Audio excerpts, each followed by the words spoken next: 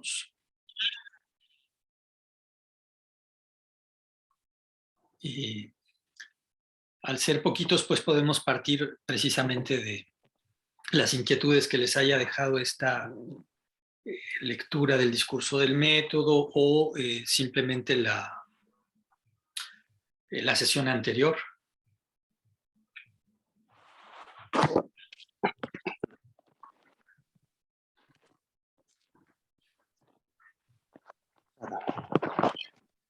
Yo tengo una pregunta, doctor. No alcanzo a entender el argumento en la cuarta parte del discurso, que es cuando empieza a desarrollar las conclusiones, o sea, que formula después de abandonar todos estos métodos que había aprendido antes. Él parte de, o sea, me queda claro el argumento en cuanto a que si él piensa debe existir, ¿no? Que es la conclusión indudable, la primera que formula, ¿no? Pero después pasa a afirmar que necesariamente Dios debe existir y un poco hace el argumento de que un triángulo solamente puede construirse a partir de la idea de dos ángulos, me parece que habla del triángulo equilátero, ¿no? De tres ángulos idénticos. Lo que no me queda claro es cómo, o sea, en qué se refleja eso en la existencia de Dios. O sea, como si Dios fuera este triángulo ideal a partir del cual todo triángulo debe construirse, o no entiendo. O sea, yo me quedé pensando un poco que se parece al argumento de, me parece que es una de las vías de Santo Tomás que retoma un argumento platónico en cuanto a que ciertas cosas en las que existe la belleza o la justicia, a partir de ellas se predica cuando algo es bello o cuando algo es justo. No sé si yo estoy un poco perdido en este sentido, pero como que no alcanzo a cerrar el círculo argumentativo que hace. Sí, bueno, ahí lo que hay que decir, en primer lugar, es que hemos leído el discurso del método, ¿no? O sea, que es una versión popular de sus meditaciones y que ya para entrar en detalle hay que ir a las meditaciones, ¿verdad? O sea, de hecho,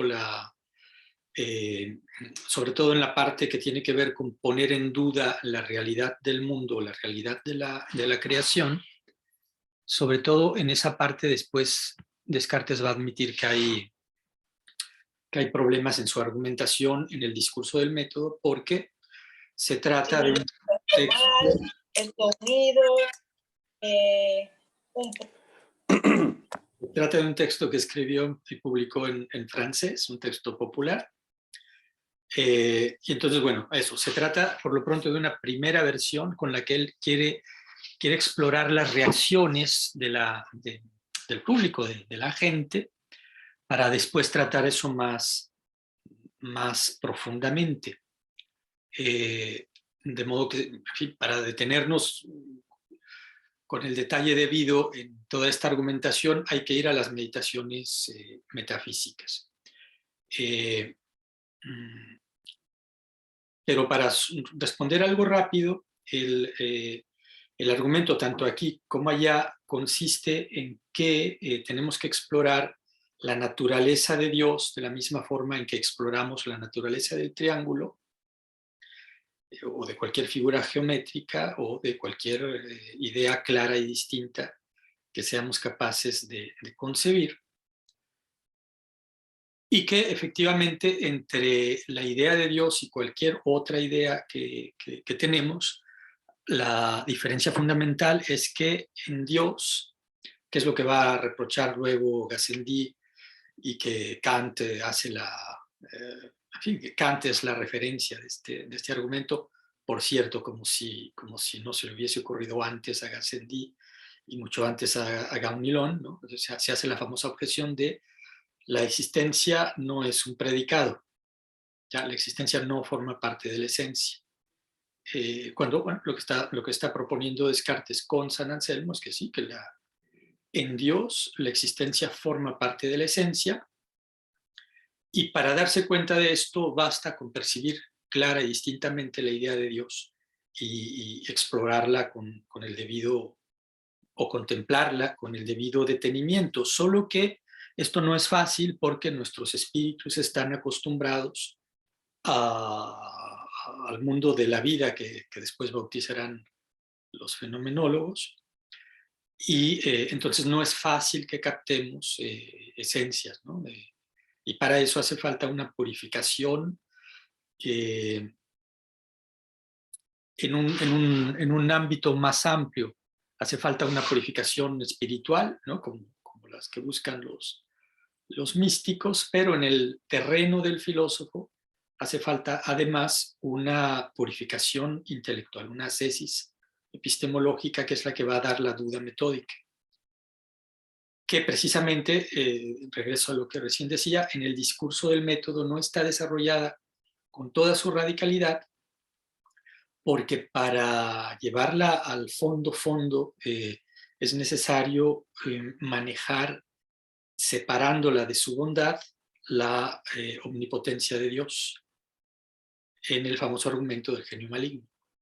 Entonces, el tema es muy importante. La respuesta rápida es esta que acabo de dar, pero para verlo con todo detalle hay que ir ya a las meditaciones.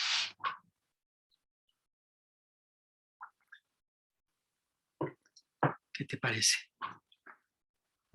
Muy bien, muy bien. De hecho, sí, bueno, o sea, creo que está orientado el texto precisamente como para despertar inquietudes, ¿no? O sea, y prácticamente la última parte del texto es una explicación del por qué se está publicando.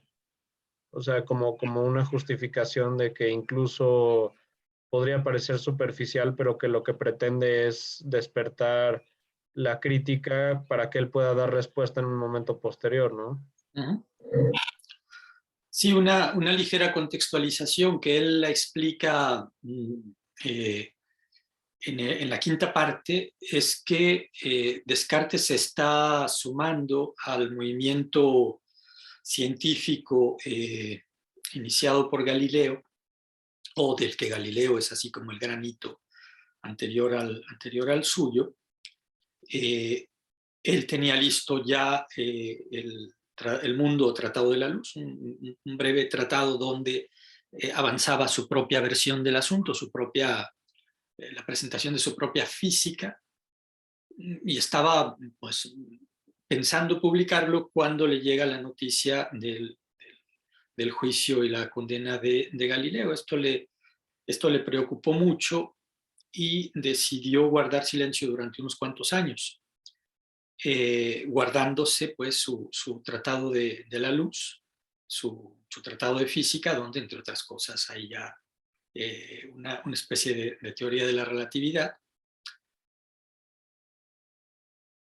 Y en 1637, cuando publica los ensayos, ¿verdad? La dióptrica, los meteoros y la geometría, con los que se muestra como un digno sucesor de Galileo, un científico y un matemático, un físico y un matemático, y un óptico, ¿no? En el más alto sentido de la palabra. Son 3 ensayos, 3 muestras de lo que puede hacer con su trabajo científico. Estos ensayos los acompaña de un prólogo que es el discurso del método.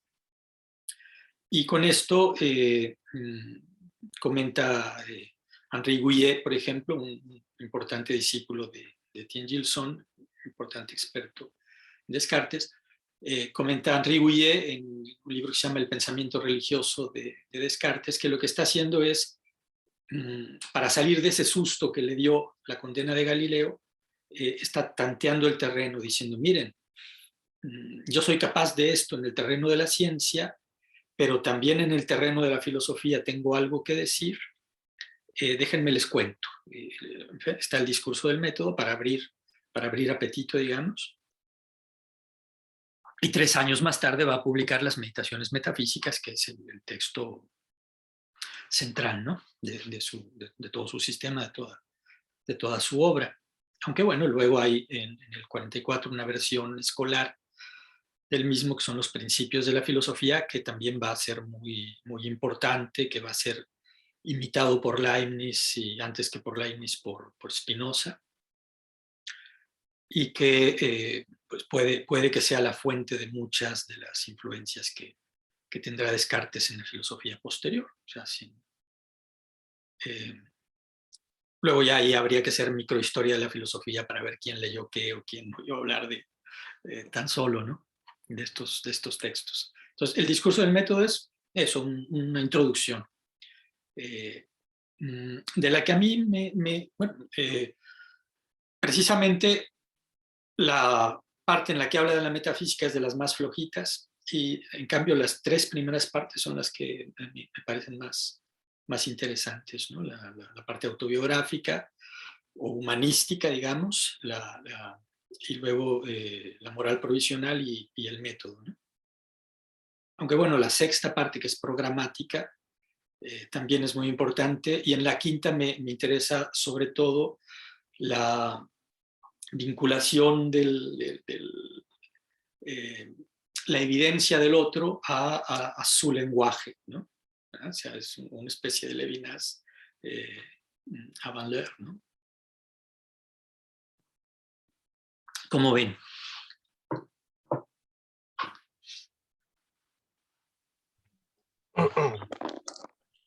Bueno, doctor, una cuestión más técnica. Me parece que está Andrés Upegui en sala de espera. ¿Le puede dar acceso, por favor? Yo no veo aquí solicitud de nadie más. No sé si, Ok. porque no tengo límite de admisiones, ¿verdad? Si tengo el límite de la hora. Si tú ya tienes el vínculo de ustedes, pues si quieres nos mudamos para allá, si quieren nos mudamos.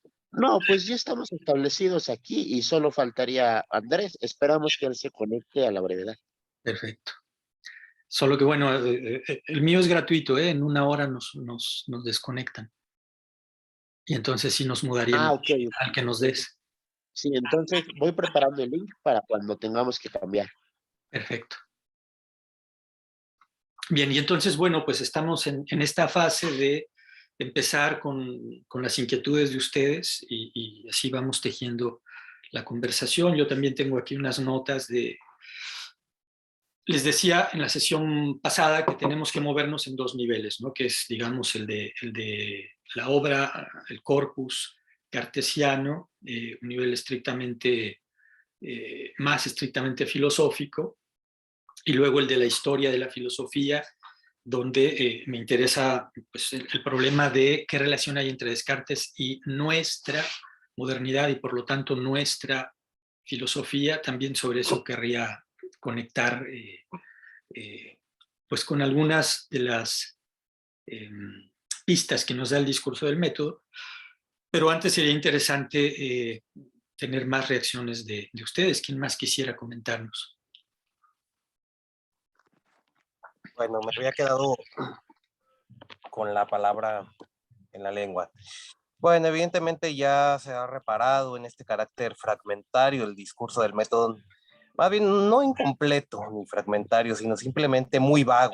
De hecho, a mí me sorprende que a mí me lo encomendaran en la facultad. Yo estudié Derecho y me lo dejaran para una materia de teoría económica.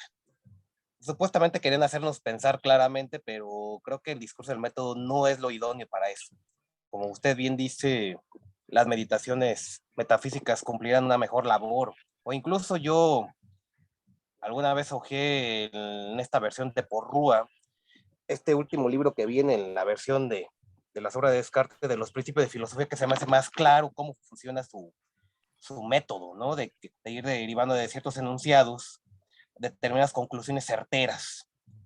Pero sí, nada más quería subrayar este aspecto más vago del discurso del método, en donde sí se proyecta más bien las preocupaciones personales de Descartes, que creo que sería lo importante, con quien dialogaba, y que ciertamente pues, se veía que era un hombre de mundo, un hombre que hacía el famoso tour, que viajó por todos lados, que también tuvo este contacto con otras culturas, más bien tal vez no culturas, sino con otros países, en donde también retoma mucho estos argumentos que se usan ahora, principalmente para destacar el tema de la relatividad de la religión, ¿no? De que si tú hubieras nacido, no sé, en Arabia, hubieras sido musulmán, o si, por ejemplo, si tú viajas a otro lado, una costumbre que aquí consideran repugnante, allá sería permitida o hasta alabada, ¿no? Entonces, todos esos elementos que llevaron a René Descartes a buscar algo claro o firme en medio de tanta opinión o de tanta aseveración infundada. Creo que eso sería lo importante. Sí, y al respecto hay que destacar que se trata de un discurso del método, ¿verdad? Entonces, el texto como tal es un discurso y hay que estudiarlo en el terreno de la retórica. Marc Fumaroli, la vez pasada les decía que no hay mucho trabajo que tome en cuenta esta dimensión hermenéutica, dramática, de la lectura del discurso del método. Bueno, desde el punto de vista de la retórica hay un texto muy importante que es La diplomacia del espíritu, un capítulo, hay un libro de Marc Fumaroli, un erudito francés, miembro de la Académie Française, que murió hace un par de años, ¿no? Que se llama La diplomacia del espíritu, la diplomacia del espíritu, y en este libro hay un capítulo dedicado a la perfección retórica del discurso del método. O sea, el discurso del método es un discurso, es un trabajo de retórica, de gran retórico, que destaca Marc Fumaroli, pues es una obra maestra como tal discurso. Y uno de los contenidos centrales, o el contenido central de este discurso es, bueno, sí, el método, ¿no? O sea, el método y las aplicaciones de este a la física, y a la metafísica, y luego, en fin, todo el contexto biográfico en el que se sitúa. Y bueno, pues ahí están esta parte donde habla de las reglas del método, que esas, pues, efectivamente son muy clarificadoras, pero que distan mucho de ser exhaustivas, no dejan perfectamente claro el método cartesiano. Y a ese respecto nos vamos a quedar en ayunas, porque los otros textos, pues sí, dan más elementos, pero no hay como tal un tratado del método en la obra de Descartes, ¿no? ¿Qué más?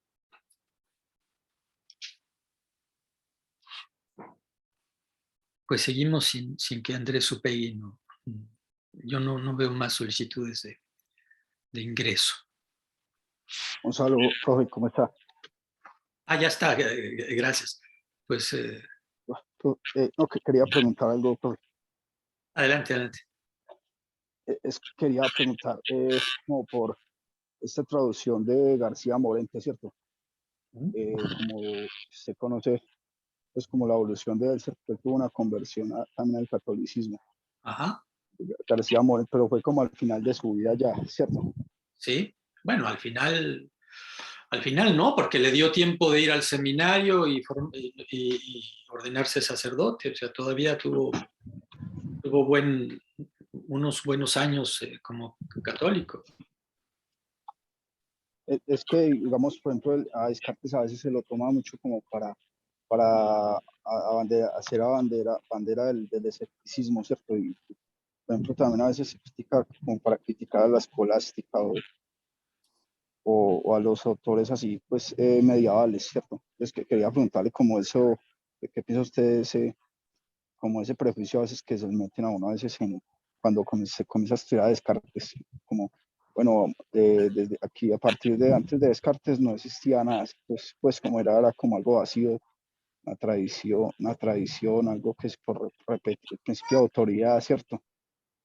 Pero entonces que Descartes supuestamente había como ese hito, ¿cierto?, de la modernidad, como esa duda. Entonces ponen en duda todo, también desde diferentes ámbitos, ¿cierto?, desde la cosmología, de la ciencia y también desde la filosofía. Pues quería preguntarle como qué piensa usted sobre eso, como ese sofisma, ese prejuicio que infundan a veces tanto cuando se comienza a estudiar a Descartes.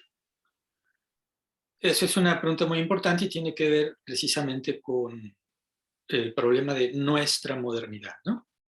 Y tiene que ver con cómo cómo en la modernidad o en distintos momentos de la modernidad se ha interpretado el pasado inmediato, en este caso su pasado inmediato en el 18, pues el 17 y en el 17 Descartes, ¿no? Y el pasado mediato, digamos, que es la famosa Edad Media, famosa porque precisamente hay una construcción de la misma por parte de estos rivales suyos que la quieren deslegitimar y que se sirven de la crítica cartesiana, de la crítica humanista en general y de la crítica cartesiana muy en particular, para ese trabajo de desprestigio de la Edad Media. Esto está muy claro en un libro que también les recomiendo para este seminario, que es muy fácil, muy ameno de leer, incluso más que el discurso del método, que son las cartas filosóficas de Voltaire, que es un propagandista temible, ¿no? Un propagandista muy hábil y muy eficaz, que precisamente se apropia de la figura de Descartes y del procedimiento cartesiano, como casi toda la Ilustración, para, tomando a Descartes como aliado, darle el golpe de gracia al pensamiento que ellos llaman medieval y que a partir de entonces llamamos medieval, pero utilizando esto contra el propio Descartes. Es decir, ¿verdad? O sea, es casi la regla en toda la posteridad cartesiana, esta de utilizar su pars destruens, rechazando su pars construens, ¿verdad? O sea, dice Voltaire en su texto sobre Descartes, en las cartas filosóficas, bueno, Descartes luego construyó, pero perdonémosle esas tonterías que construyó. El gran servicio que nos dio a todos fue destruir y enseñarnos a destruir, y entonces con las propias armas de Descartes destruimos a Descartes y ya está. Esa es más o menos la actitud de la Ilustración, y por lo tanto ahí tenemos una situación muy ambigua en la relación con Descartes. Esto luego, lo decíamos también la sesión pasada, esto lo va a comprar tal cual en gran medida el movimiento neotomista a finales del 19 y principios del 20, que va a identificar en Descartes al aliado de los racionalistas y de los ilustrados, y va a luchar contra él precisamente como si Descartes fuese uno de ellos, ¿no? Cuando estamos partiendo de una apropiación violenta respecto de la cual, bueno, pues hay que ir y hay que ver realmente qué es lo que dice Descartes, ¿no? Cuál es la verdad en todo este asunto. Y entonces, bueno, hay todo un embrollo histórico porque, insisto, como vimos la sesión pasada, Descartes es un gran filósofo y al mismo tiempo es un gran personaje de todos los relatos, todos los mitos filosóficos que se van construyendo en torno a él, ¿no? O sea, de ahí también pues el doble interés que tiene interesarnos en su figura.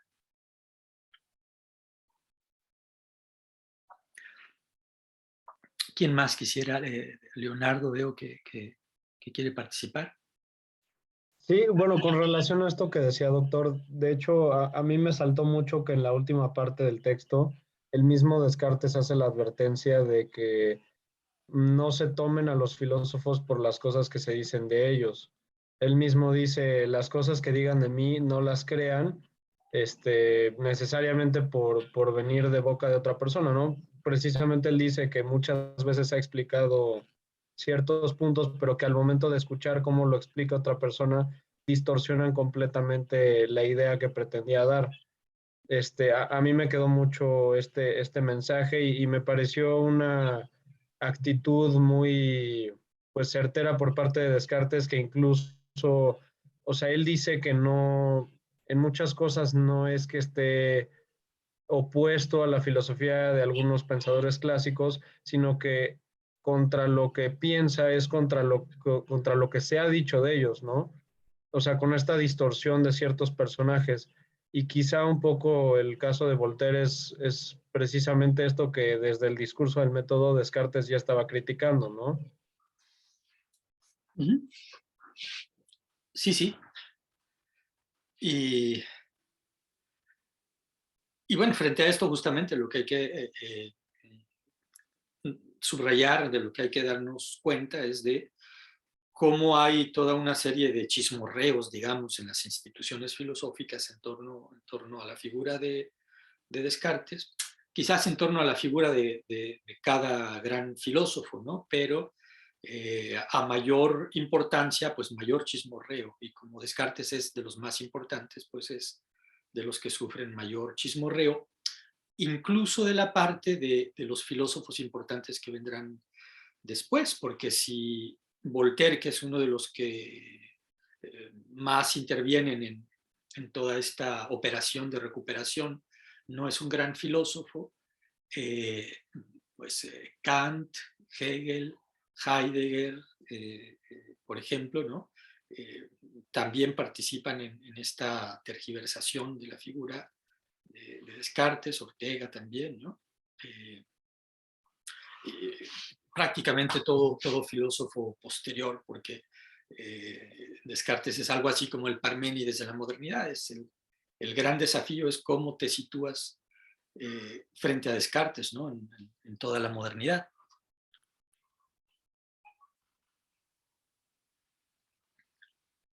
Y hasta la fecha, ¿no? Hasta la fecha.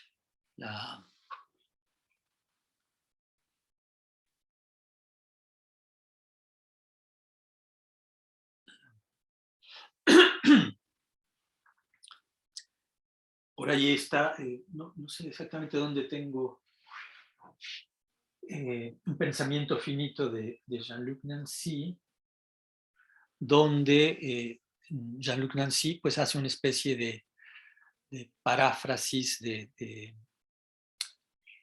respuesta a la entrada del discurso del método, ¿no? Donde dice que lo que menos compartimos ahora es el sentido, ¿no? O sea, Descartes empieza diciendo la más compartida de todas las cosas del mundo es el buen sentido. Jean-Luc Nancy comienza diciendo en los años 90, al inicio de los años 90, el sentido es a partir de ahora la menos compartida de todas las cosas del mundo, y empieza la tarea del sentido, ¿no? Así se proyecta, por ejemplo, una obra contemporánea de este filósofo que acaba de morir hace unos meses, Jean-Luc Nancy, pero que bueno, es como uno de los grandes representantes todavía de la filosofía contemporánea. Y un colega suyo de movimiento filosófico, 10 años mayor más o menos que él, Jean-François Lyotard, que también Lyotard murió hace poco más de 20 años, en sus cartas publicadas como La posmodernidad explicada a los niños, hablaba de una situación frente al Descartes, padre de la modernidad, una situación nuestra que sería postmoderna, que resumía en la siguiente frase: la razón de la razón no puede ser dada sin círculo. De tal forma que este autor declaraba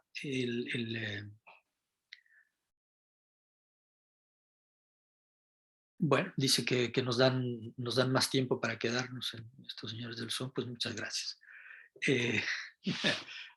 Un regalo de Zoom, dice ahí, no sé si ustedes vieron la pantallita. Bueno, pues eso, ¿no?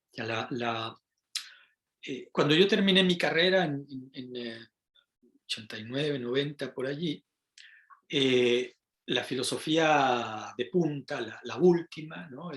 Eran autores como Bátimo, como Lyotard, todo este asunto de la postmodernidad, respecto de la que no se entendía nada en México, y creo que grosso modo, pues eso era una cuestión estructural, ¿no? Porque ¿cómo diantres íbamos a entender nosotros eso de ser postmodernos si ni siquiera éramos capaces de entender qué era eso de ser modernos, ¿verdad?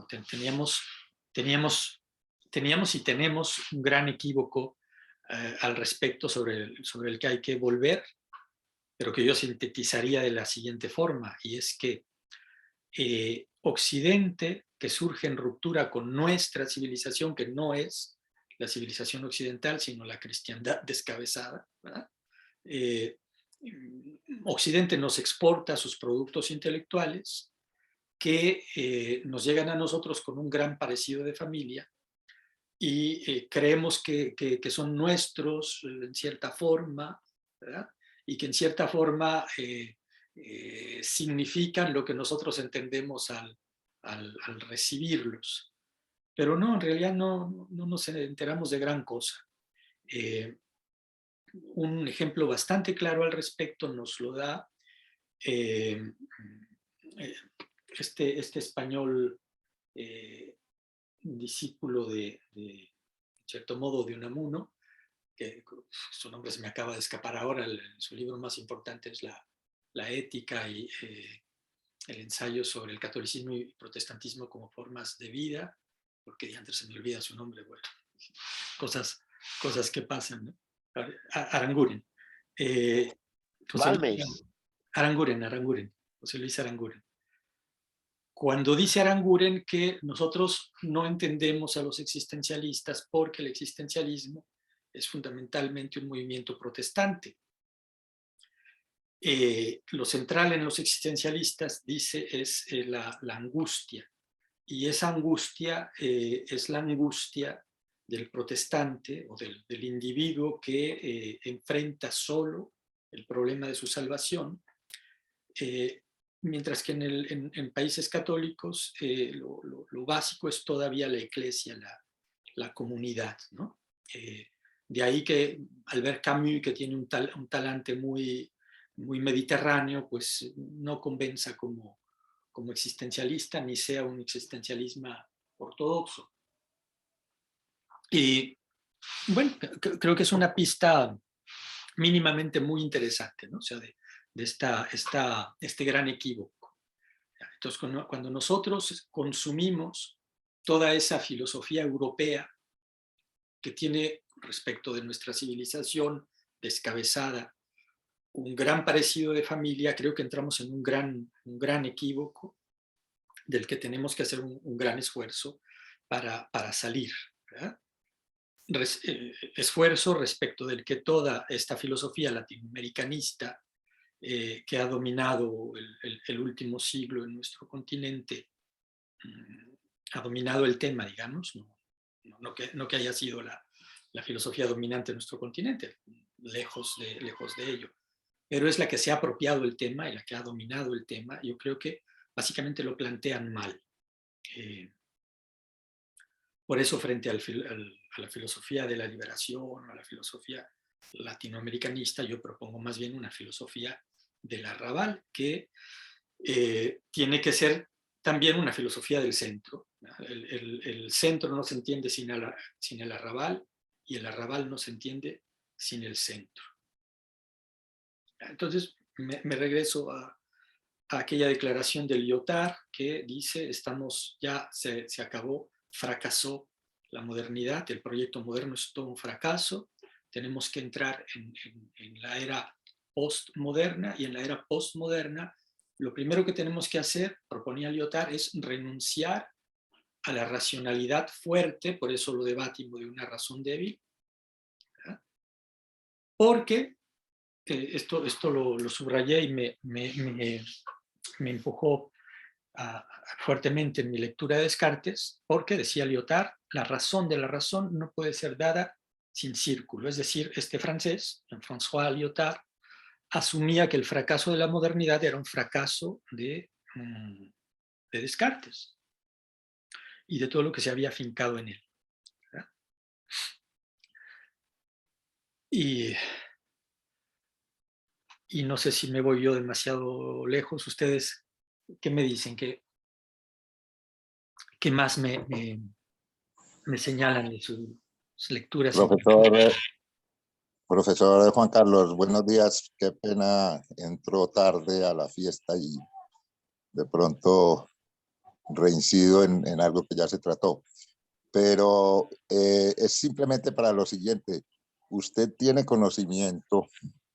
Es que en estos días vi un video en YouTube de algún profesor español hablando de los humanistas españoles previos a Descartes. Específicamente hablaba de Francisco Sánchez y Gómez Pereira.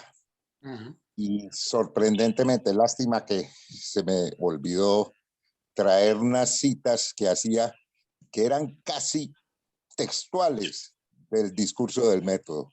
Es increíble, pues, estos dos filósofos ya planteando lo que Descartes plantea posteriormente, años después, décadas después. ¿Usted tiene conocimiento? De Pereira no he podido todavía estudiarlo. A Sánchez sí lo he revisado, sin hacer un estudio como tendría que hacerlo, ¿no? Pero sí lo he revisado, de que nada se sabe, ¿no? Y efectivamente, o sea, en el discurso del método hay mucho de este tratado de Sánchez, como hay también mucho de Montaigne. O sea, la obra de Descartes, en la obra de Descartes no se cita a nadie, casi nunca, ¿no? O sea, a Suárez y a Rubio en algún momento, pero más bien en las cartas. Y sin embargo hay una gran erudición en su obra, ¿no? Pero precisamente una erudición a la manera de Montaigne. O sea, ya Montaigne planteaba este problema, ¿verdad? O sea, hay en la escolástica un exceso de rigor académico, podríamos decir, un engorrosísimo rigor académico, ¿no? De dar referencias, lo cual se nota, por ejemplo, en la lectura de alguien como Las Casas, que su prosa no me agrada nada, ¿no? O incluso en Suárez, cuya prosa es mucho mejor, pero va muy lento por todo su rigor de erudito. En Montaigne esto es superado por todo ese proceso de digestión que él hace de la cultura, ¿no? O sea, dice, bueno, esto lo dijo Platón, pero ahora ya no lo dice Platón, ahora soy yo el que lo dice. Bueno, resumiendo un poco su postura frente a la tradición, frente a la cultura. Y este gesto está perfectamente realizado por Descartes, ¿no? Y entonces, pues sí, mientras mejor conozca uno el contexto, pues uno puede identificar mejor las fuentes de las que vienen muchas de las ideas de Descartes, quien entonces nos presenta las cosas como encontradas por él, o nos las presenta en su unidad. O sea, es un genio para darle unidad a todas estas ideas, pero que efectivamente, como decíamos la vez pasada, cuando él se encierra en ese cuartel de Ulm, junto al Danubio, a meditar en soledad, pues no está solo, está con todo lo que ha leído, con todo lo que ha estudiado, ¿no? Con toda la tradición en el fondo.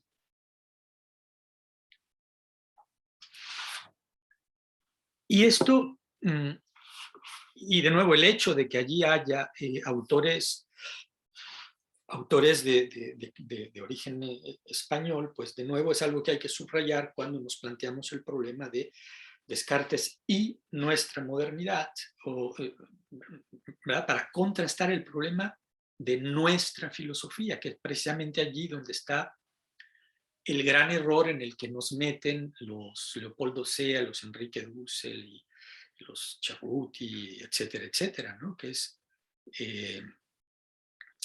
los Leiva, ¿no? Ahora Gustavo Leiva con su historia de la filosofía en México en el siglo XX, que me parece una obra así gruesísima, ¿no?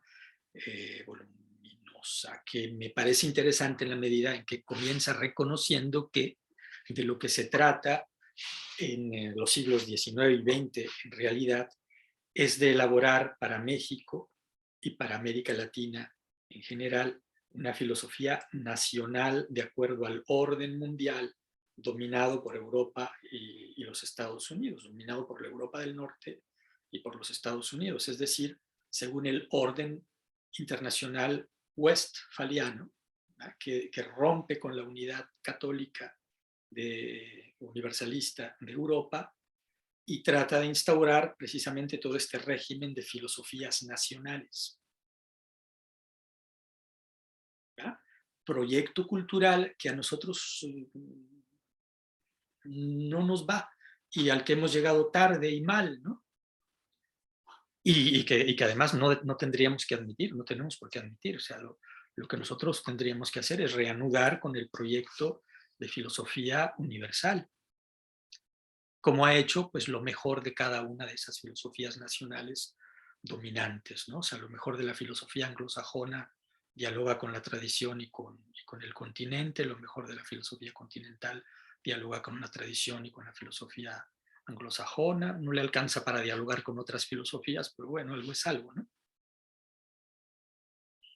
¿Cómo ven?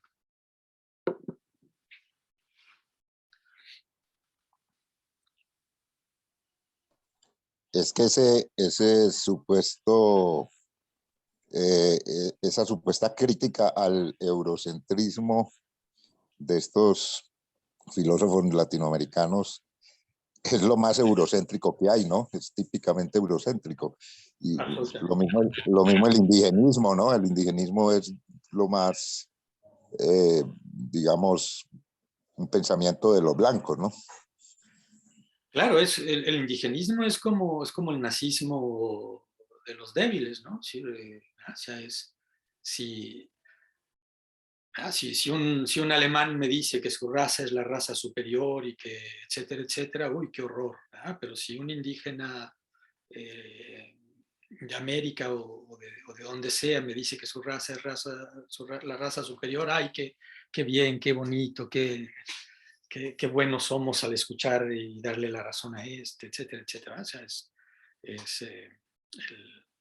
las dos caras de la misma moneda postcristiana, o sea, que en el fondo justamente de lo que se trata es de romper con el catolicismo como civilización, ¿eh? Más allá pues de la ruptura con el cristianismo como religión. Y de nuevo, Descartes está en el gozne de todo esto, y la apropiación que han hecho de él en las filosofías europeas,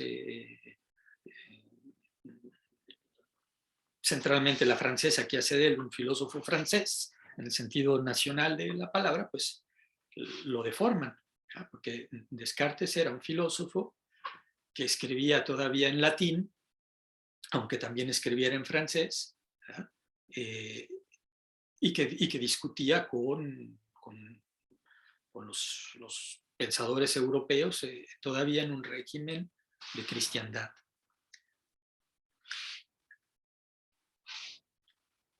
Perdón que tenga que estar haciendo las dos funciones. Y entonces, para ir entrando en materia, miren, a propósito pues de Enrique Dussel y de los latinoamericanistas que citamos, para de una vez explicitar el combate con ellos, hay un texto de Enrique Dussel que se llama Meditaciones antimetafísicas o contradiscurso del método, algo por el estilo, donde acusa a Descartes. Es un texto muy curioso, muy malito, o sea, muy defectuoso desde el punto de vista del historiador de las ideas, del trabajo de historia de las ideas, pero muy interesante ideológicamente porque, por un lado, es un refrito de Heidegger, o sea, de la época de la imagen del mundo de Heidegger, a quien no tiene el cuidado de citar en cuanto a su estructura argumentativa general. Luego también habría que ver si Heidegger no hace lo mismo con Maritain, ¿no? Y cuál es la fuente del propio Maritain para espejar esto con lo de Descartes, Sánchez y compañía, ¿no? Y en ese texto, Enrique Dussel, retomando a Heidegger, acusa a Descartes de reducir al americano, al indio americano, al objeto de su pensamiento colonizador. O sea, en la época de la imagen del mundo, Heidegger acusa a Descartes de proponernos al sujeto respecto del cual todo el mundo va a ser objeto, ¿ya? Y con esto pues crear esta actitud depredadora de la tecnociencia moderna, ¿ya? Y este esquema lo utiliza en este texto que les digo Enrique Dussel, traduciéndolo pues a la actitud del europeo colonizando al indio, ¿no? Al americano, al africano, al asiático, ¿no? a todos los demás. Y sin embargo, si nosotros abrimos el discurso del método, que es lo que primero encontramos, ¿ya? Le bon sens, la chose du monde, la mieux partagée, y etcétera, etcétera, ¿no? Y no es verosímil que haya más de esto, tan cierto es lo que les digo, que todo el mundo está contento con lo que tiene, y no es verosímil que se equivoquen en esto, puesto que siendo el buen sentido lo esencial en nosotros, pues todos tenemos la misma cantidad. Es decir, está partiendo de el reconocimiento de la universalidad del género humano. Y eso no es precisamente lo que dice Enrique Dussel que dice, y no es precisamente lo que caracteriza al pensamiento moderno posterior, en efecto, ¿no? Entonces, bueno, a ver, allí hay una ruptura importante, y en esa ruptura importante que hay, que es identificable, por ejemplo, entre Descartes y Heidegger, estos dos católicos que logran entrar al canon principal de la filosofía reciente, en fin, moderna y postmoderna, ahí hay una diferencia fundamental, porque mientras que Heidegger se refugia en su tribu, Descartes es un filósofo universalista, católico, pues, en el sentido etimológico de la palabra. De ahí, pues, el interés para nosotros que no somos de la tribu de Heidegger, de interesarnos también. Hay africanos que lo hacen en este sentido, interesarnos en un filósofo que no nos coloca de entrada en una situación de inferioridad, que es el caso de Descartes, ¿no?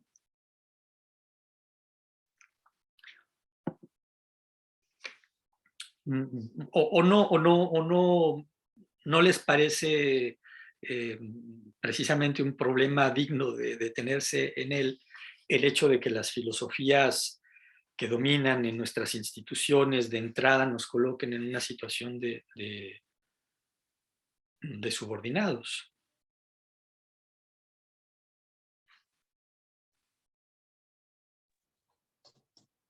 Pero yo me voy a atrever a decir algo, profesor.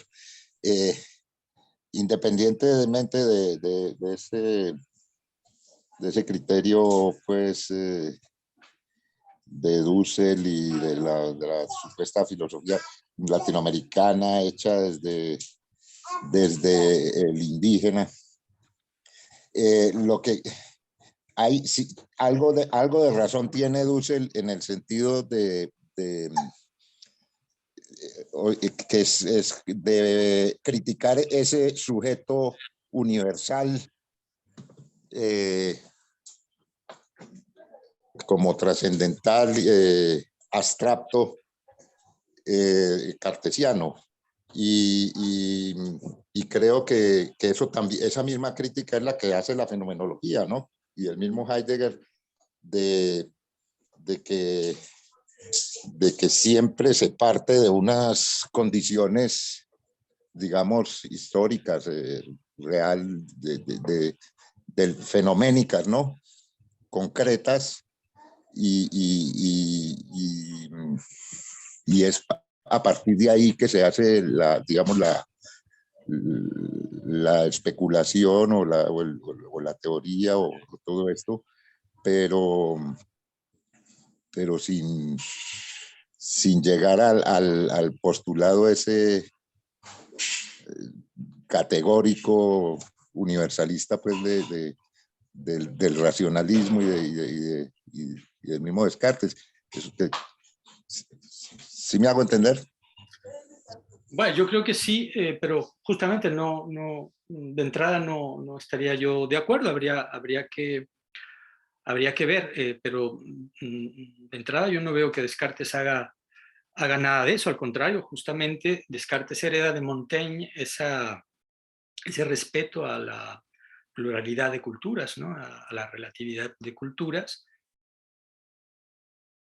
y su filosofía es puesta precisamente a la altura de eso, ¿verdad? A la altura de eso, o sea, es dada la pluralidad de culturas, cómo tenemos que enfrentar pluralidad de culturas, pluralidad de posiciones filosóficas al interior de la propia cultura cristiana, ¿no? Cómo tenemos que enfrentar el problema de la verdad, el problema de la crisis de fundamento, el problema sí, de la resolución de la crisis escéptica, reencontrando un criterio de verdad. Y una filosofía como la suya precisamente recupera, digamos que rescata el trabajo filosófico incluso de la tradición propia, ¿no? Porque es una navaja de dos filos. Podemos decir que esta situación de no citar, de no escribir como Suárez o como los escolásticos, pues nos oculta un poco o mucho las fuentes en las que se apoya Descartes. Pero al mismo tiempo pone lo esencial de toda esta tradición, lo pone al alcance de quien es capaz de leer su texto en francés y que no sabe latín. Y luego, muy pronto, de leerlo en traducción en inglés, en español, en alemán, y en japonés, y etcétera, etcétera, ¿no? O sea, Descartes es un filósofo infinitamente más traducible que Heidegger, diría yo, de nuevo, o que Hegel, o que Dussel, ¿no?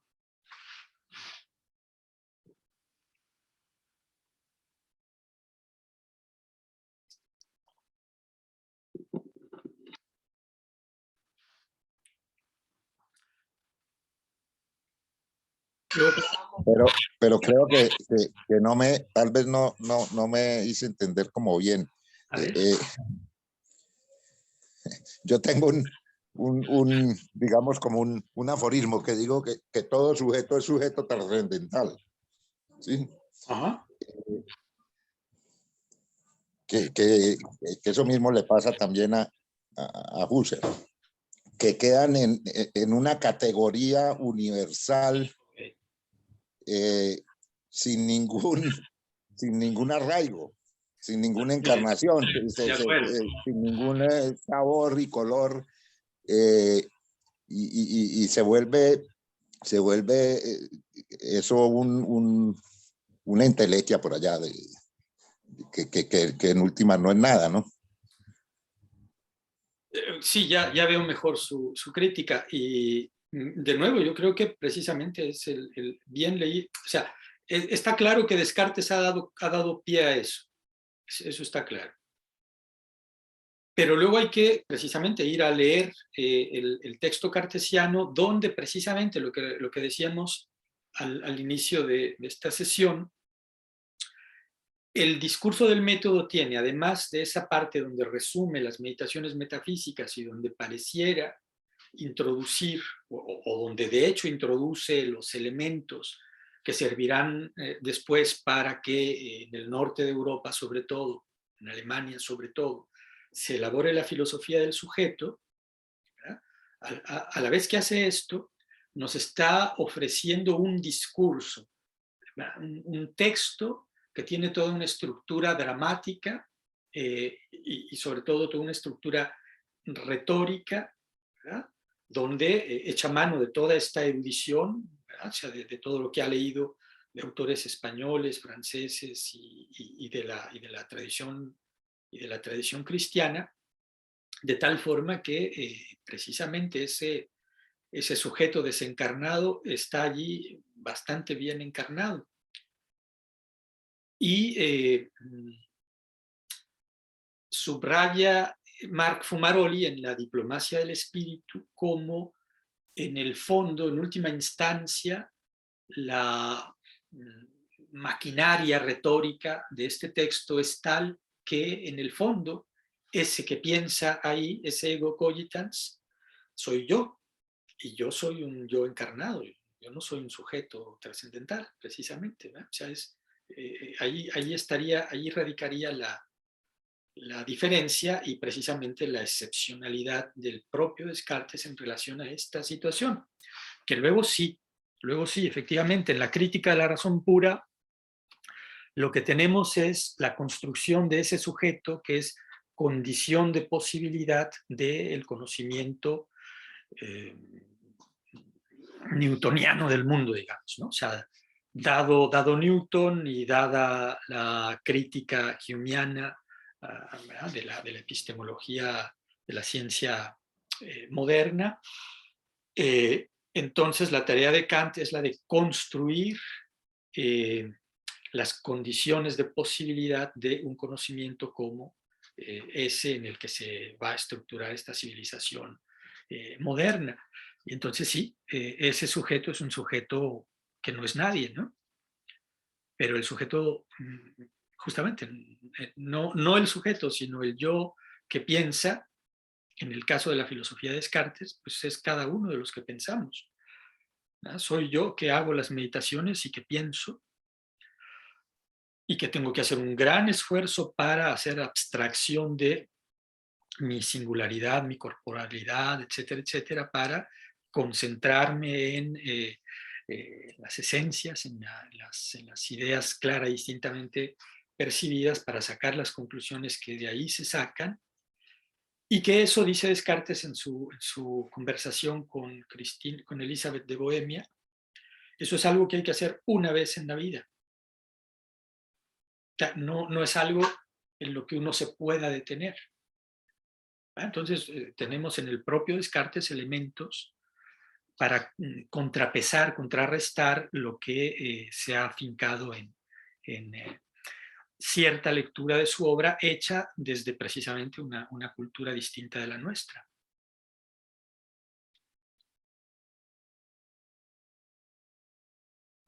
Es que precisamente esa es otra pregunta que tenía yo. Esa visión del Descartes pues, racionalista no se le debe tanto a Hegel y a Voltaire, como usted dice, sino a Pascal. Pascal es el que entra de una vez ya a combatir directamente ese punto, ¿sí? Yo no sé si se le deba más a Pascal que a los otros. No, yo no creo que... Es decir, Pascal es evidentemente anterior, eso es verdad. Y Pascal ataca en Descartes este peligro. Y entonces sí, efectivamente, habría que ver por qué Pascal lo lee de esa manera. No es algo que yo tenga resuelto, es algo que más bien me crea problema. Habría que revisar no solo a Pascal, sino a todo Port-Royal, ¿no? O sea, porque Pascal está envuelto por todo este movimiento de Port-Royal, que por otro lado está recuperando a Descartes, ¿no? Está Antoine Arnaud, que va a ser alguien que va a tener una fuerte influencia en las provinciales, por lo menos, y habría que ver si solo en las provinciales, ¿no? Y que a su vez es uno de los principales interlocutores de Descartes en las meditaciones metafísicas. Entonces, sí, allí habría todo un movimiento que explorar, y también el asunto de los libertinos, ¿no? Que es así como también un punto de referencia importante en los pensamientos de Pascal. si simplemente vemos la obra de Pascal y la obra de Descartes, el sentimiento que le queda a uno es que Pascal es profundamente injusto con Descartes, ¿no? Era un joven genio muy temperamental, muy objetivo no era, ¿verdad? O sea, está, por ejemplo, su correspondencia con el jesuita cartesiano Etienne Noel, donde se muestra pues, bastante parcial, ¿no? En torno a la cuestión del vacío. Pero era un tipo genial, ¿no? Cuyas observaciones son muy dignas de atención. Influencia, por supuesto que la tuvo. O sea, Leibniz es tan lector de Descartes como de Pascal, tanto a nivel filosófico como a nivel científico. Entonces sí, habría que seguir esa pista, por supuesto. Y bueno, en fin, es un trabajo que en mi caso está por hacer, ¿no? O sea, yo me he leído las obras principales de Pascal, pero no con estas preguntas que ahora tendría que regresar a ello. Y insisto, sobre todo ver el contexto, ¿no? O sea, bueno, en fin, eso está escrito ahí en los pensamientos, pero ¿de dónde saca Pascal esto? ¿Por qué? Descartes inútil e incierto, toda su filosofía no vale un par de horas de esfuerzo, u otro pensamiento donde dice, bueno, sí, muy bien, es grandioso lo que se logra con estos pensamientos, pero te elevas y te subes a un trono en el que no duras nada, ¿no? O sea, pronto te caes de ese trono, ¿no? Qué raras reflexiones, como si, por ejemplo, Descartes estuviese proponiendo su obra precisamente en la dimensión religiosa, que es donde se coloca Pascal, pero Descartes no propone su obra como teniendo esa dimensión religiosa. La obra de Descartes tiene expresamente el discurso del método y las meditaciones metafísicas, tiene una dimensión apologética, de defensa del catolicismo. Pero la función espiritual, la función religiosa, se la deja al catolicismo. O sea, él no pretende sustituirse a San Francisco de Sales, que es alguien que está de aniversario este año, no sé si de nacimiento o de muerte, ¿verdad? Y que, bueno, en fin, era uno de los grandes personajes religiosos de su época, ¿no? Pero en fin, sí, son pistas muy interesantes. Y bueno, también está todo esto, están también los pensadores específicamente religiosos, específicamente espirituales, teológicos, ¿no? Que tampoco hay que descuidar, ¿no? Y que en mi caso también pues son tareas pendientes, ¿no? Estudiar a San François de Sales, a Pierre de Bérulle también, ¿no? Este cardenal que es un personaje importante tanto para el contacto que tiene con el joven Descartes como en la proyección de Port-Royal, ¿no?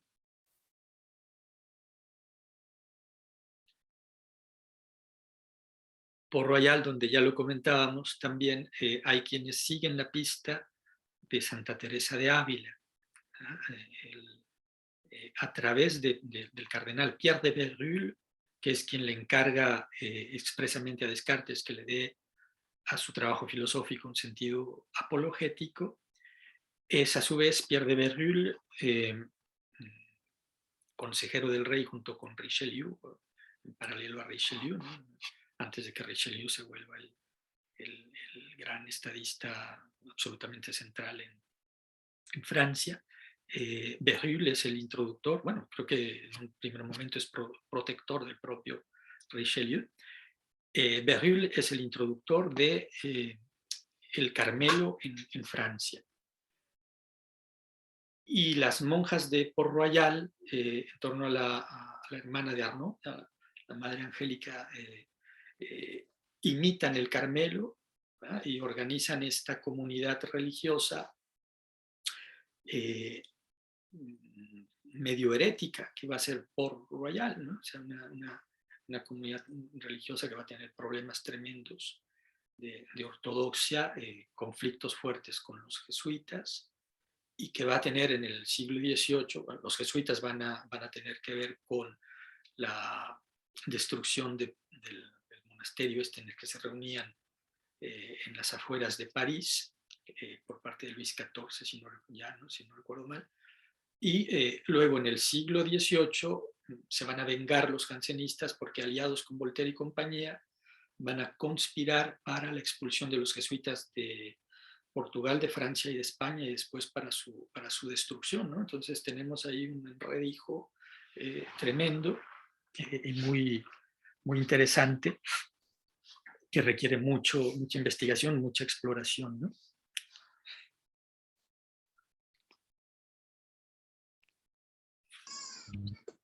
Profesor, ahora caigo en cuenta quién puede expresar mucho mejor lo que yo quería decir sobre el sujeto, e inclusive en la misma línea de la crítica de Pascal, y es Unamuno, el hombre de carne y hueso. Eso es lo que le falta a Descartes. Sí, yo no estoy seguro, o sea, me parece que está bien, es una discusión muy pertinente y que hay que tenerla, por supuesto. Pero yo creo que Descartes se mantiene en pie firme frente a esta discusión, y que precisamente el propio Unamuno, del sentimiento trágico de la vida, cuando le hace lo hace varias veces, ¿no? Pero en el pasaje que hace más extensa la crítica a Descartes, dice, quiso ser un pensador en una estufa alemana, ¿no? Un pensador francés en una estufa alemana, pero el francés católico que quería pervivir, etcétera, etcétera, se defendió, no se disolvió, se le coló, permaneció, ¿no? Y bueno, yo creo que ahí esa es la pista principal, o sea, a seguir. O la pregunta principal que habría que hacerse, la de si efectivamente lo que Descartes nos propone nos arranca de la realidad y nos arroja a este sujeto trascendental, que luego, efectivamente, si este fuera el caso, pues estaríamos yendo en el sentido de lo que critica Maritain, ¿no? Estaríamos yendo en el sentido de la creación efectiva que se hizo de este ídolo que va a ser el pensamiento, el sujeto con mayúscula, ¿no? Que va a ser primero está la sustancia de Spinoza, y luego, como reflejo de esta sustancia de Spinoza, el sujeto trascendental kantiano, que se vuelve una especie de absoluto en Fichte y en Hegel, ¿no? En Schelling no lo tengo tan seguro porque es bastante más oscuro este autor, pero bueno, ahí está en la misma estirpe. Es algo que efectivamente se dio en la historia de la filosofía. Luego, lo que también habría que preguntarse es si es algo que necesariamente se sigue del trabajo filosófico de Descartes y del trabajo filosófico en general, ¿verdad?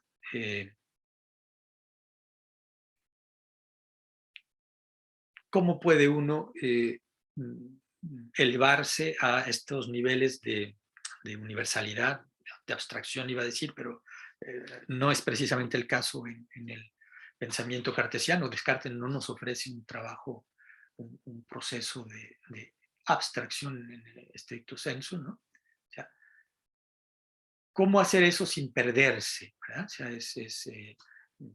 y por otro lado, esa es una preocupación que el propio Descartes toma en cuenta en el discurso del método, y respecto de la cual nos propone esas reglas de la moral para provisión, de la moral provisional, sobre las que habría que que volver en nuestra conversación. ¿Cómo ven?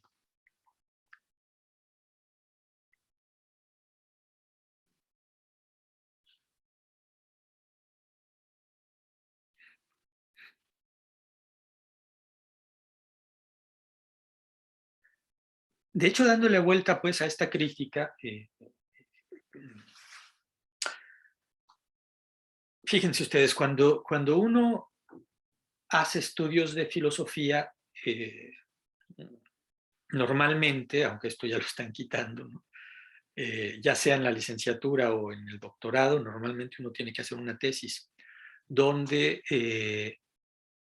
lo deseable es que uno digiera a todo aquello que recibió de forma tal vez dominantemente pasiva, ¿no? Y uno se vuelva uno mismo activo en el pensamiento.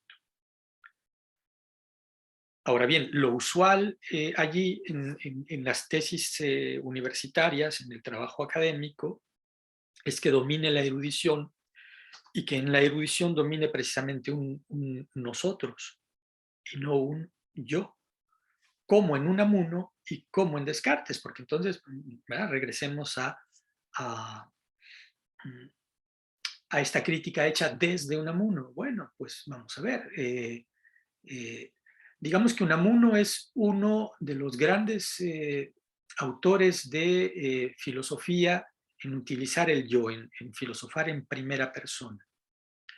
Solo que eso es relativamente fácil en la medida en la que Unamuno filosofa desde el sentimiento, más que desde el pensamiento. Descartes y Pascal mismo, ¿no? Yendo a alturas teóricas mayores que las que alcanza Unamuno, ambos filosofan en primera persona, ¿verdad? Entonces ahí tendríamos precisamente un contrapeso fuerte o una contracrítica fuerte que hacer, ¿no? Una defensa fuerte tanto de Pascal como de Descartes, ¿no? ¿No les parece?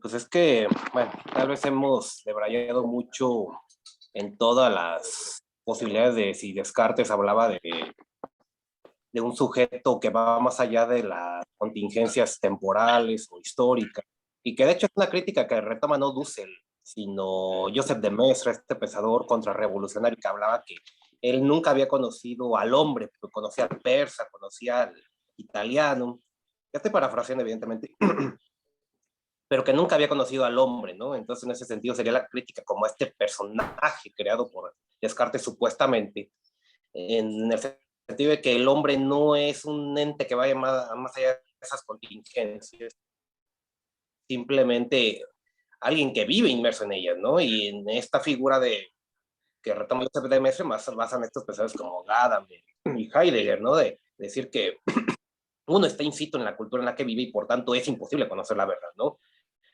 Entonces, hay muchos detalles que quedan en el aire y creo que no hemos perdido un poco el rumbo, a mi parecer, ¿no? De por qué es importante este discurso del método. Porque sí, evidentemente habla en primera persona, incluso a mi parecer se me hizo un poco soberbio Descartes porque rompe con la tradición, rompe con lo que conocía. Y en este sentido, pues sí, si bien se puede decir que Descartes pueda o no pueda haber sido el autor que inició como esta labor de dinamitar los basamentos de la cultura cristiana, lo cierto es que ya empieza así, aquí ya una pequeña labor de construcción, ¿no? Porque invalida el legado de la tradición, de la glosa escolástica, que habían dado coherencia al pensamiento pretérito, ¿no? De la Edad Media. Y ya vemos cómo en Descartes hay como una flama de descubrir la verdad, e incluso yo diría que hay una vena utópica, porque menciona me equivoco, en la meditación cuarta, al hablar de la ciudad, que las mejores ciudades no son esas que se van creando poco a poco, que pues, se construye un barrio y se construye otro, ¿no? Y se van haciendo las calles, ¿no? Sino aquellas ciudades que se construyen desde el inicio con un plano, ¿no? No sé, yo daría el ejemplo de Morelia, que tiene unas calles rectas. Entonces, un legislador que desde el principio, como Licurgo para Esparta, y orden, hace mejor que la generación espontánea que propugnan mucho los pensadores de la escuela austríaca de economía. Entonces, en Descartes ya hay una vena utópica de volver a construir prácticamente todo desde el pasado, que creo que sí la han retomado varios pensadores, ¿no? Marx, evidentemente tal vez desfiguran a Descartes, pero lo cierto es que ya hay como esos elementos ya utópicos de reformar la realidad que llevaron en el siglo XX a intentos como el bolchevique o el fascista, ¿no? De reconstruir la realidad, quitarnos del legado de la tradición, de la superstición, y eso sí es lo que podríamos empezar a discutir a partir de este mismo discurso del método, sin tener que ver si lo que dijo Unamuno o lo que dijo Jean-Luc Nancy, entre otros. Eso es lo que quería comentar. Gracias. Muy bien, muy pertinente. Pero entonces vean, el asunto es que justamente estamos hablando de una obra que tiene para la modernidad más o menos la misma centralidad que Aristóteles o Platón tienen para la antigüedad, y que efectivamente si nosotros nos adentramos en su posteridad, esta posteridad nos la puede arrebatar rápidamente y nos puede lanzar, pues sí, a una conversación como la que teníamos recién, que es muy difícil de zanjar, pues en una clase, ya está en todo un año de seminario, porque para ir clarificando cada punto, pues hay que ir a cada obra. Y entonces, bueno, en este caso lo que hay que hacer es volver precisamente a la obra de Descartes, donde, bueno, hay que reconocer que están allí los elementos que van a inspirar pues tanto a todas estas ibris filosóficas, como incluso podría especularse que a estas desmesuras civilizacionales, políticas, a las que el compañero acaba de hacer alusión. Luego, bueno, también habría que preguntarse si uno tiene la culpa de todo lo que inspira, ¿no? Y yo creo que no. Creo que además que difícilmente vamos a encontrar en la historia de la filosofía a un escritor más cuidadoso que Descartes. Descartes era muy cuidadoso, ¿verdad? Y entonces, bueno, por otro lado, hay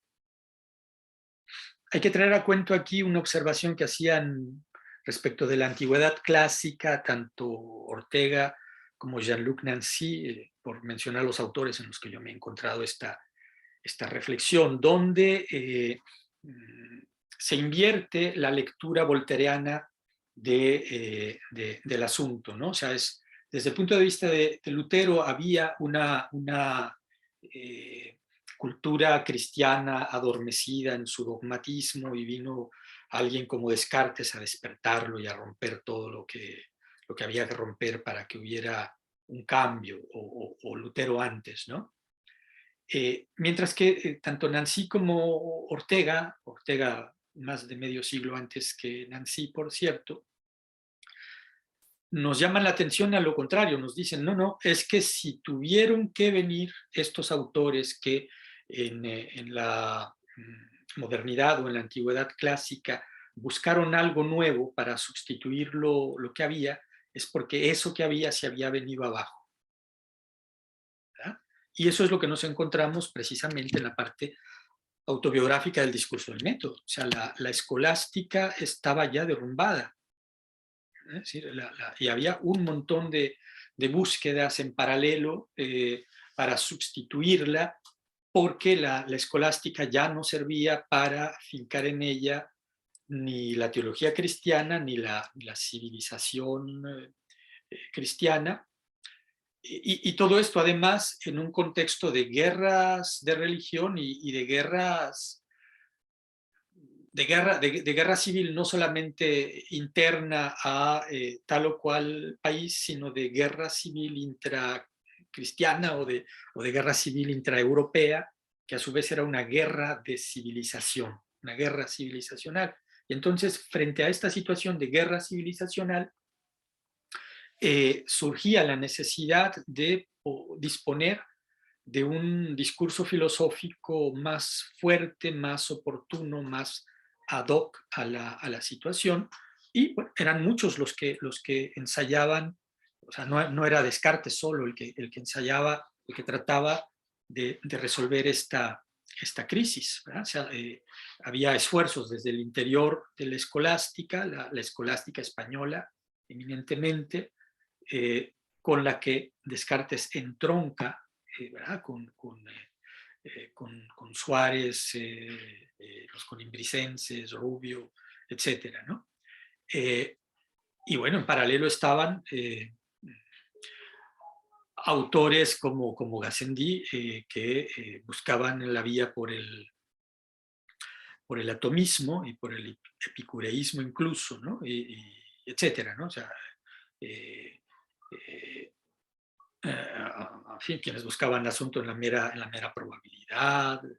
Había mucha especulación,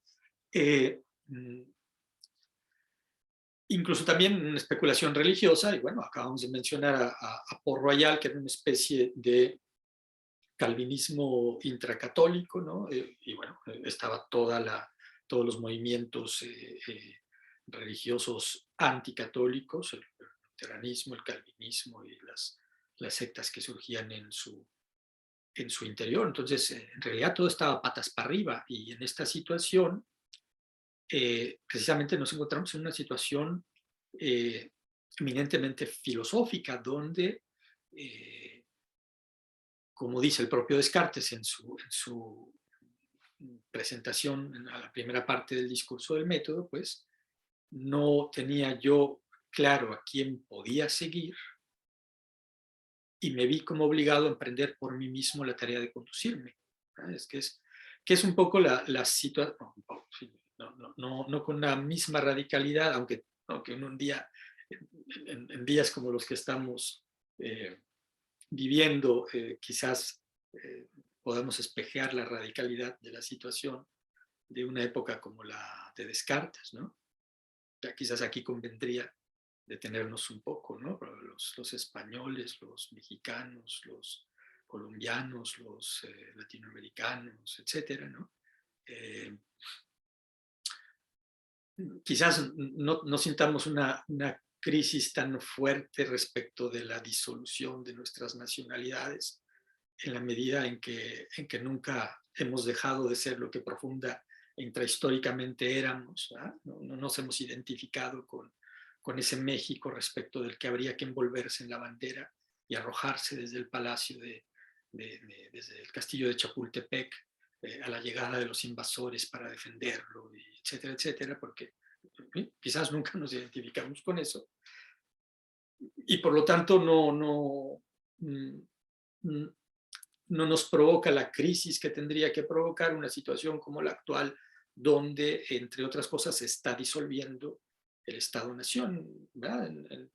En España duele un poco más porque está este asunto de Cataluña, ¿no? O sea, en nuestros países es más subrepticio, en el resto de los países de Iberoamérica es más subrepticio el movimiento, porque no los están fragmentando en el mapa, digamos, o en la administración, pero estamos asistiendo claramente a un proceso de disolución del Estado-Nación. En este sentido podríamos espejar nuestra situación con la de la época de Descartes, que es una época de ruptura de la cristiandad y de configuración radical del mundo político, por ejemplo, ¿no? Con la caída de Constantinopla, un asunto tremendamente dramático, sorprendente, y después el descubrimiento y conquista de América, y después la reforma, y luego las guerras de religión. El mundo el europeo de los siglos XVI y XVII es un mundo que está en una transformación pues más fuerte que la que hasta el momento estamos viviendo nosotros en estos días de pandemia y de reconfiguración del poder político, que no auguran nada tranquilo para los meses que vienen, ¿no? Y que tendrían que tenernos en lo que a la política y a la cultura se refiere bastante más preocupados de lo que parece que estamos, ¿no? Pero en fin, podríamos espejar la situación cartesiana de esta manera. Y al respecto, bueno, entender la necesidad de algo a lo cual asirse en una situación tan caótica, tan desafiante. Y es ese toro el que Descartes nos ofrece en el discurso del método que va a tomar por los cuernos. Pero noten, yo he llamado en algún trabajito, aunque es algo que requiere de mucho más que un ensayito, un par de textos que andan por allí, es algo que en lo que habría que insistir mucho más. Yo he llamado la atención respecto de la primera de las reglas de la moral provisional y lo que dice Descartes ahí en el discurso del método a propósito de... No la tenía. Voilà. Tercera parte del discurso del método, segundo párrafo. ¿Verdad? Entonces, primera, el gesto de tener una moral de provisión, el gesto de proteger, precisamente proteger al que filosofa, o sea, al hombre de carne y hueso, digamos, ¿no? Y aquí, Andrés Upegui ha mencionado a Unamuno, y es muy pertinente esta referencia, y también podemos citar a Kierkegaard, ¿no? el Johannes Climacus de Kierkegaard, donde Kierkegaard plantea el problema de, que lo han planteado otros, puesto que esta es una lectura muy común en la formación filosófica de los jóvenes y por lo tanto de los filósofos cuando fueron jóvenes, se plantea el problema de cuidado con Descartes y cuidado con el camino de la duda metódica, porque ese es un camino peligroso, ¿verdad? Y entonces Kierkegaard en el Johannes Climacus nos cuenta la historia de un estudiante que se lo toma en serio y que entra en una gran crisis existencial por andar leyendo a Descartes. Y este es el tipo de cosas que el teólogo jansenista Antoine Arnaud le dice a Descartes: hey, mire, cuidado con eso que está proponiendo allí, proteja usted a su lector porque ¿qué tal y se muere la noche en la que duda de la existencia de Dios? O sea, dudar de todas las cosas al menos una vez en la vida, que es algo que a Descartes le parece que tiene que hacer el que filosofa forzosamente. No puedes ser filósofo si no has puesto todo en duda, si no lo has revisado todo radicalmente, no puedes pretender que eres filósofo. No hay ninguna obligación de ser filósofo, salvo la obligación radical a la que te arroja el no encontrar a ningún filósofo en el que puedas confiar, al que te puedas atener, ¿verdad? O sea, si tú confías a la manera precisamente del tomismo, ¿no? O sea, si tú confías en Santo Tomás y ese árbol, la sombra de ese árbol te cobija lo suficiente, bueno, pues tranquilo, no hay ningún problema, ¿no? El problema surge cuando esa sombra u otra no te protege y tú tienes que buscarte la vida por ti mismo, ¿no? Y me vi como obligado a emprender por mí mismo la tarea de conducirme.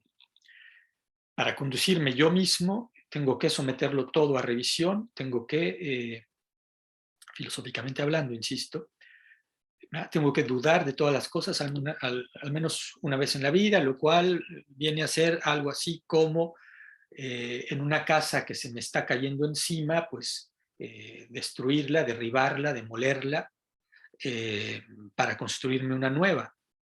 Y mientras hago esto, como la vida no admite demora, como yo tengo que vivir, tengo que construirme una casa de campaña, ¿no? Y en esta casa de campaña tengo que tener una moral de campaña. Una moral provisional, traducen algunos, pero en realidad es una moral par provisión, y que se puede traducir también como moral por provisión o de provisión, o la moral que llevo en mi mochila de explorador, ¿no? Y esta tiene, dice Descartes, 3 o 4 reglas. Y la primera es muy interesante, dice, la primera era la de obedecer a las leyes y a las costumbres de mi país, ¿verdad? Que es la parte Montaigne, digamos, de esta regla, ¿no? Porque reconoce la pluralidad de costumbres y que, bueno, ¿a qué costumbres me voy a tener? ¿Qué costumbres debo respetar? Pues las del país en el que estoy, ¿no?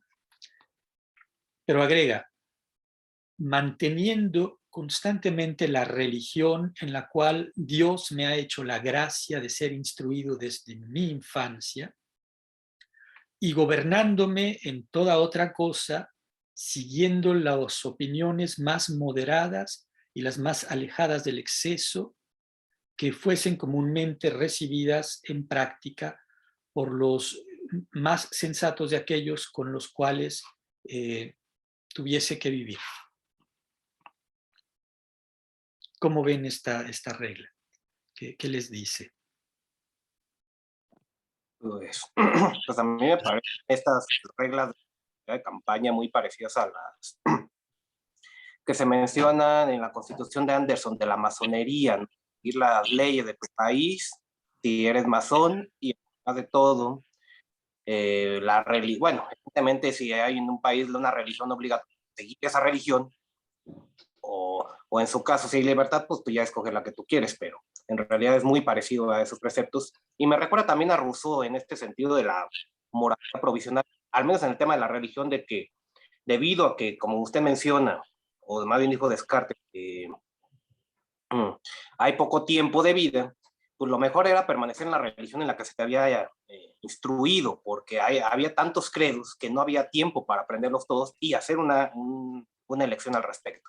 Pero evidentemente ya estoy extrapolando argumentos de épocas posteriores, pero creo que hay analogías en esta línea del pensamiento con otras posteriores, como la de Rousseau que le menciono, o en la de Constituciones de Anderson de 1717.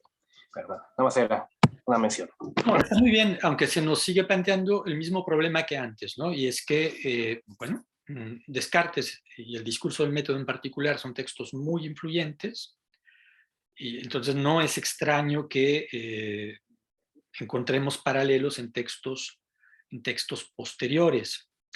Aunque también es cierto que, lo mencionábamos ya en la sesión anterior, también es cierto que en los escritos privados de Descartes hay una alusión a los hermanos Rosacruces, ¿verdad? Que es una de estas sociedades secretas que están en la prehistoria de la masonería, ¿no? Entonces, tampoco es una pista que tenga que ser eliminada completamente. O sea, es un asunto que ahí está más o menos desafiante. Jean-Robert Armogat y Vincent Carreau, editores de los textos de juventud de Descartes, dicen al respecto que lo que estaba haciendo Descartes era burlarse de los Rosacruces.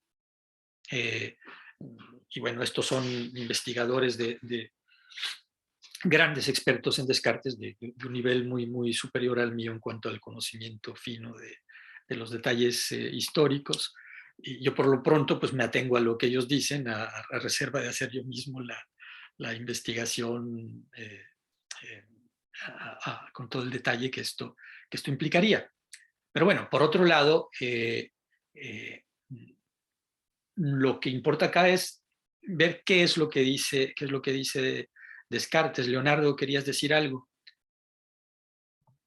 Sí, a mí lo que me brinca de esta parte del discurso del método es que rechace las opiniones radicales de las personas con las que convive.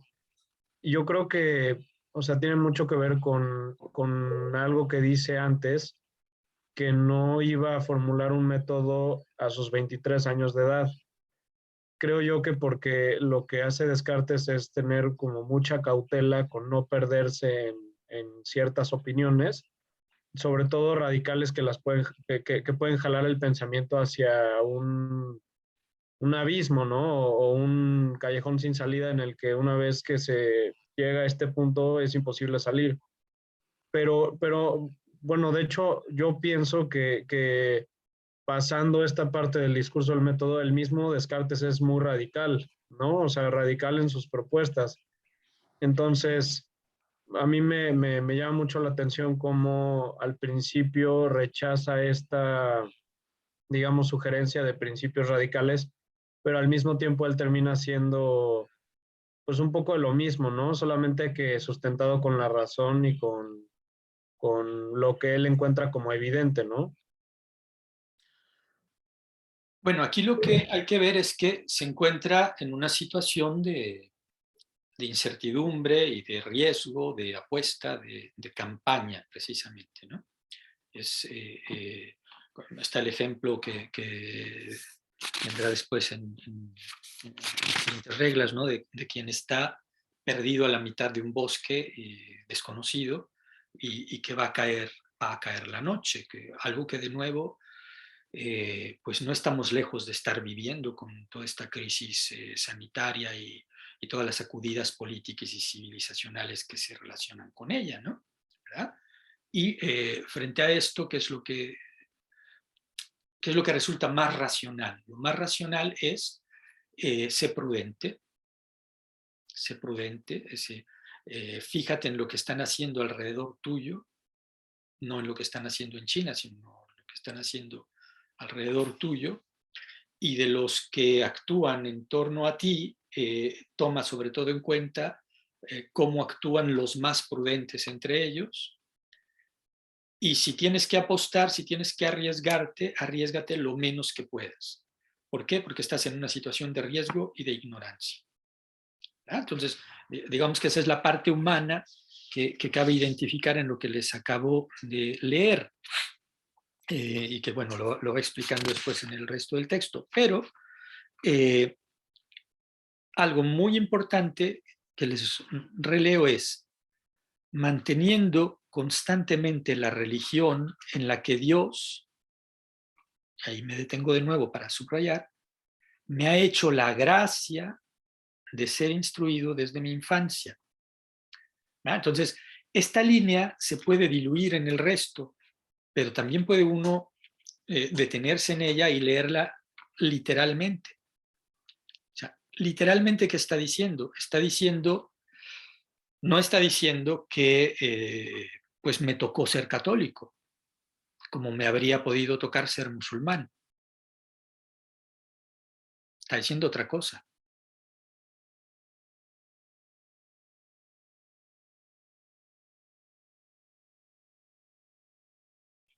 Está diciendo que por gracia de Dios es católico.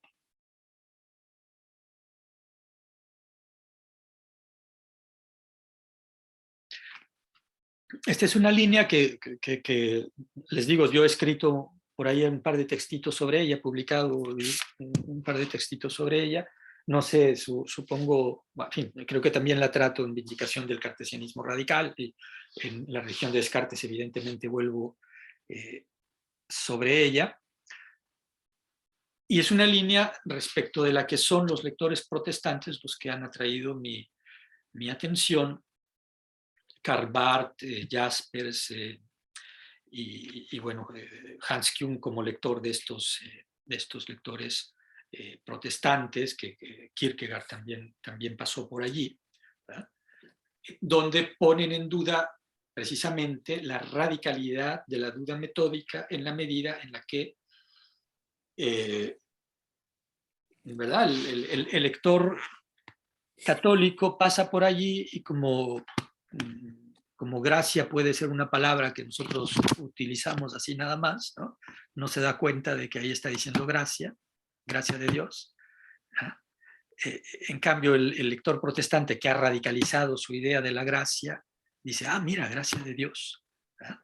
Y lee literalmente que ahí dice que Descartes, en fin, que involucra la acción de la gracia en su aventura filosófica. Y esto lo utilizan Jaspers, Barth, Kierkegaard, etcétera, para decir, no, Descartes nos está proponiendo una refundación radical de toda la filosofía, pero en el fondo no será capaz de hacerlo, y al final lo que nos va a proponer es un fideísmo en la medida en la que todo su sistema va a descansar en la religión, en la gracia de Dios, en la fe religiosa que profesa.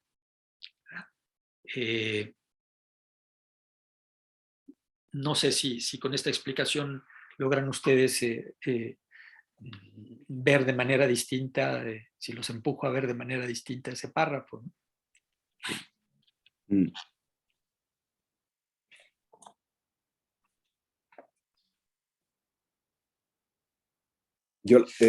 Hola, buenas tardes, ¿qué tal? ¿Cómo estamos? ¿Qué tal?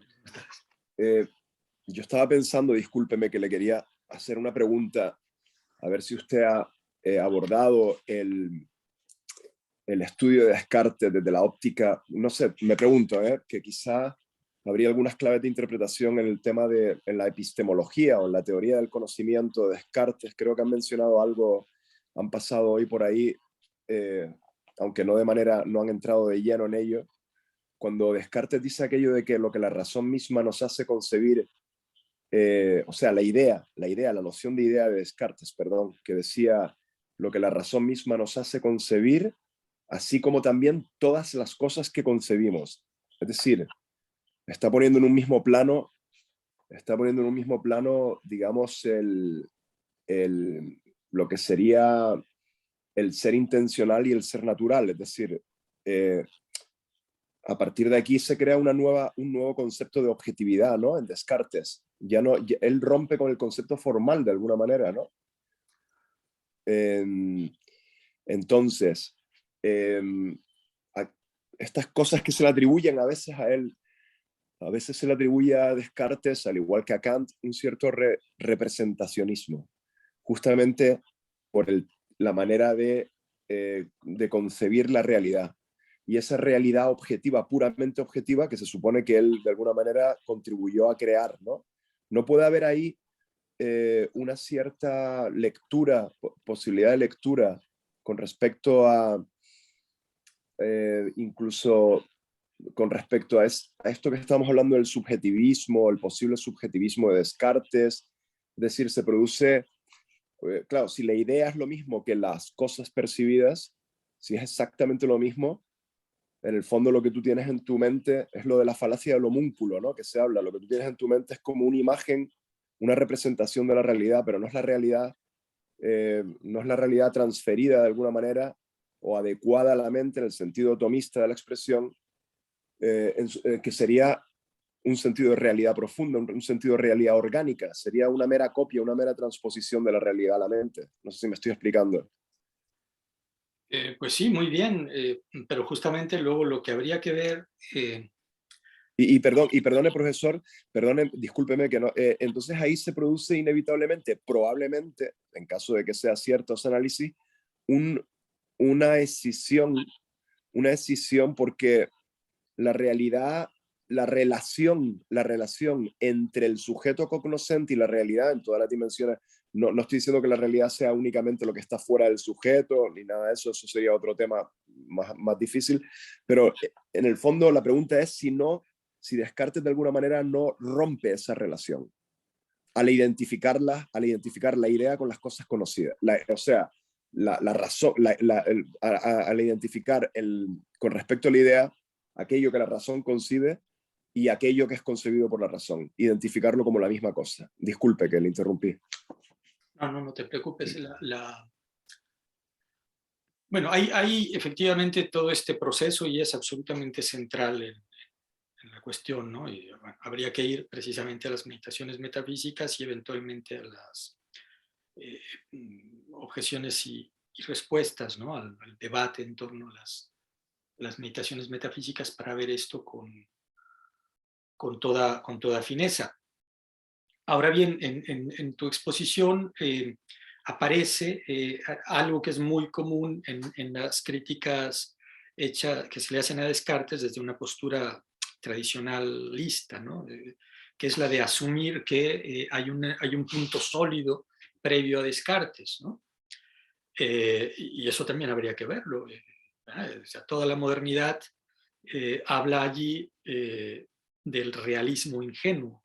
Entonces, justamente habría que ver si hay un realismo que no sea ingenuo. Sí, sí, claro, claro, efectivamente. Habría que ver si ese realismo o supuesto realismo es verdaderamente tal o no lo es. El caso, pero más allá de que, o sea, eso sería lo fundamental, claro, sería lo esencial, pero más allá de que lo sea o no, más allá de que lo sea o no, lo que no cabe duda es que si el mundo anterior se apoyaba más o menos en esa idea, en esa concepción del mundo, esta nueva concepción supone un corte con esa visión que se tenía de la realidad. Por supuesto, pero justamente el asunto es que Descartes viene, aludíamos a esto recién, ¿no? O sea, Descartes viene cuando el tomismo se ha derrumbado filosóficamente porque le han sacado el tapete de debajo de los pies. O sea, por dos situaciones fundamentales. Una es esta rabia luterana contra Aristóteles y la filosofía, Sí, y la filosofía sí. en general, y el humanismo y la caída de Constantinopla, que hacen que en Italia, ¿no?, se disponga de más textos de Aristóteles en relación a los que había domesticado o cristianizado Santo Tomás, y que se vuelva a poner en la palestra esta situación de las dos verdades, porque en rigor no se puede decir que la idea dominante en Aristóteles sea aquella platónica del alma inmortal, sino todo lo contrario, ¿no? La de un alma que muere con el cuerpo, ¿verdad? Y entonces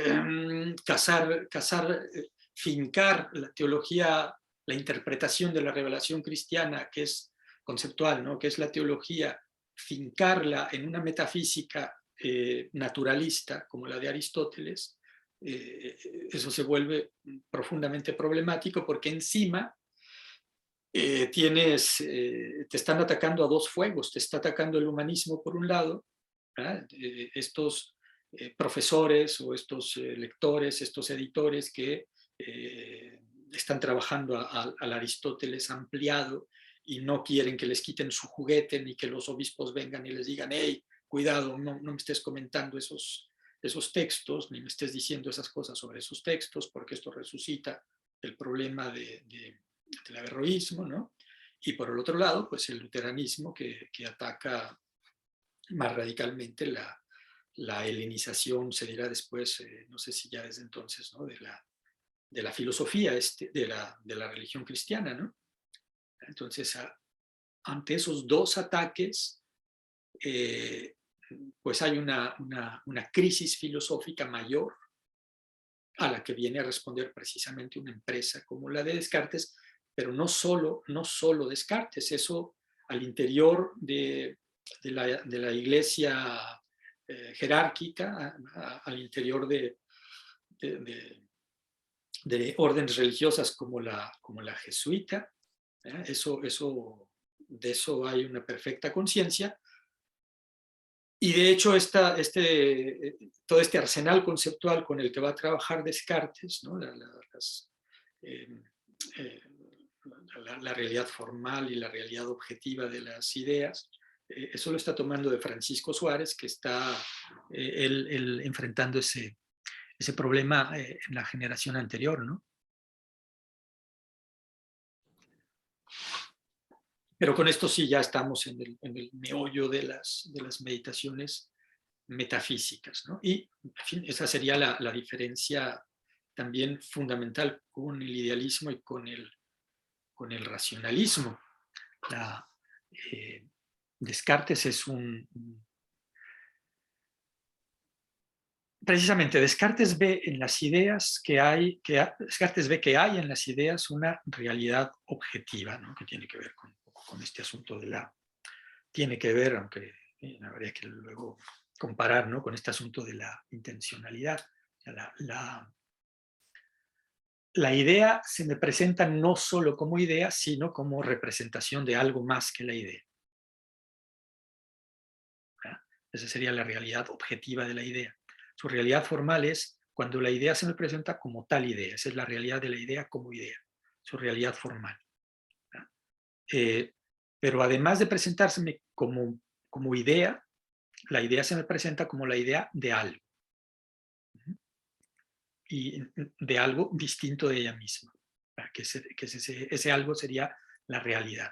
Y la pregunta que se plantea entonces, forzosamente, es la de la realidad o la verdad de esta representación que hay en las ideas. Y el caso paradigmático, bueno, hay tres casos. Está el caso del que piensa, el caso de Dios y el caso del mundo.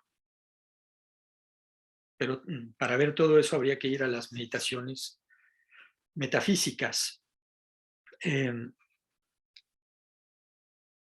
Ya estamos en el par de horas, hay compañeros que ya se están despidiendo.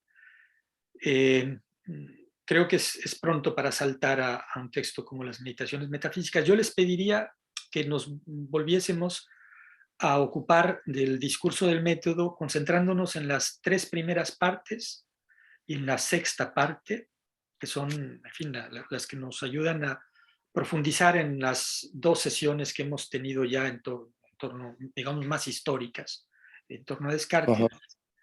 Y ya Muy después, en un momento posterior, iríamos a las meditaciones metafísicas, ¿no? Entonces, quizás releer toda esta parte autobiográfica de Descartes, poner en paralelo la situación suya con la situación nuestra, ¿no? Cómo fue educado él, cómo fuimos educados nosotros, cómo se le plantea a él, cómo se nos plantea a nosotros la relación con la filosofía y con su tradición, ¿verdad? Y luego especialmente en el método y la moral provisional.